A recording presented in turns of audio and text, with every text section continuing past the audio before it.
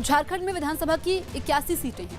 माना जा रहा है कि विपक्षी दलों के इस गठबंधन में बाबूलाल मरांडी की पार्टी जेवीएम यानी झारखंड विकास मोर्चा शामिल नहीं होगी, जबकि लेफ्ट अगर 3 सीटों पर लड़ने के लिए तैयार हो जाए तभी उसे गठबंधन में जगह मिलेगी। हालांकि लेफ्ट अपने लिए 7 सीटों की मांग कर रहा है, यानी बनने से पहले ही विपक्षी एकजुटता के दावों को पलीता लगता दिख रहा है, क्योंकि सीटों का पेच अब तक पूरी तरह नहीं सुलझा है, जिसकी वजह से है कि जेएमएम यानी झारखंड मुक्ति मोर्चा 49 सीटें मांग रही है और वो 42 से कम पर लड़ने को तैयार नहीं है, जबकि कांग्रेस 28 सीटों पर अपने उम्मीदवार उतारना चाहती है।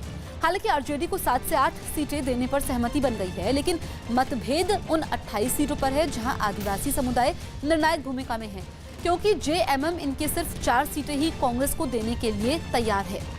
सीट बंटवारे पर चल रही तनातनी के बीच ये भी बताया गया कि हेमंत सोरेन को सीएम उम्मीदवार घोषित नहीं किया जाएगा। झारखंड में भले ही गठबंधन में कुछ सीटों पर पेच फंसा है, लेकिन कांग्रेस को उम्मीद है कि जल्द ही समझौते का ऐलान हो जाएगा। मोटा मोटी बातें वहाँ तय हो रही हैं और हमें तो लगता नहीं कोई पेच फंसा हुआ है, पर हमने लगातार कहा है उचित समय पर हम अपने स्ट्रेटजी के हिसाब से इसका खुलासा करेंगे। अयोध्या केस के फैसले से पहले सुप्रीम कोर्ट के चीफ जस्टिस ने यूपी के प्रमुख सचिव और डीजीपी को बुलाया है। इसके अलावा चीफ जस्टिस यूपी के वरिष्ठ अधिकारियों के साथ बैठक भी करेंगे। बताया जा रहा है कि चीफ जस्टिस ने सुरक्षा व्यवस्था को लेकर ये बैठक बुलाई है।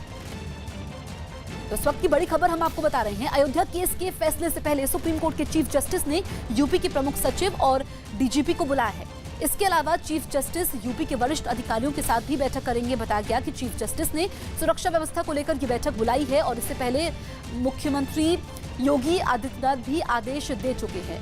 उत्कर्ष आनंद हमारे सहयोगी फोन लाइन पर मौजूद है। उत्कर्ष, ये जो बैठक बुलाई गई है चीफ जस्टिस की तरफ से, किन किन मुद्दों पर चर्चा होगी?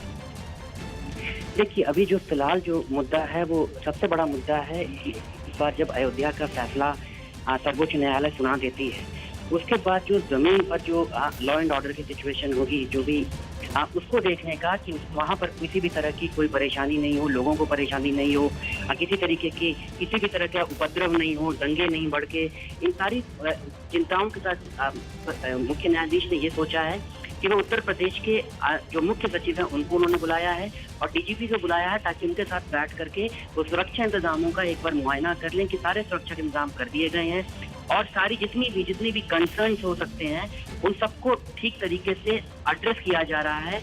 वहाँ के जितने भी अधिकारी हैं, जो सबसे बड़े अधिकारी हैं, वो एडमिनिस्ट्रेटिव साइड पर हो या पुलिस की साइड पर हो, उनको ये देखना है कि उन अधिकारियों के साथ बैठ करके मुख्य न्यायाधीश ये बिल्कुल एकदम आश्वस्त हो जाना चाहते हैं कि फैसला सुनाने के बाद जमीन पर ऐसी कोई भी दुर्घटनाएं नहीं होंगी और वहाँ के अधिकारी जो तो तैयार है किसी भी तरह की सिचुएशन को उसको हैंडल करने के लिए। ये जो है तो बैठक 12 बजे के आसपास होगी। कल ही दोनों अधिकारियों के दफ्तरों में खबर कर दी गई थी मुख्य न्यायाधीश। बिल्कुल, तो 12 बजे ये बैठक होने वाली है। आप नजर बनाए रखिए, अपडेट आपसे हम लेंगे। फिलहाल शुक्रिया।